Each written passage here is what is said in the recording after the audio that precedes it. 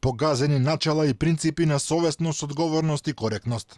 Јавноста запрепастена, а експертите убедени дека специјалните обвинители со земањето на енормни бонуси тешки десетици илјади евра направиле свесно злоупотребување на законот, поради што треба веднаш да поднесат оставки или пак да бидат суспендирани.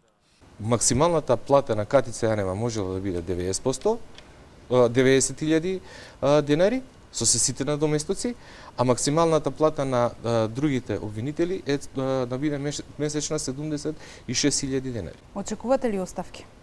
После ова, да. Имам дилеми како ќе биде поставено, евентуално идно обвинение во околности кога основот е поставен во законот, меѓутоа не постојат репери или одредници или лимити колку треба да биде тоа, колку може да се исплатува. По вчерашната изјава на обвинителката Фетај дека екстра приходите кои таа и незините колеги ги добивале, а во просек изнесувале 22.000 евра годишно, во јавноста се појави потсетување дека токму Фетај водеше истрага за измама од страна на пратеничка која земала екстра пари од собранието.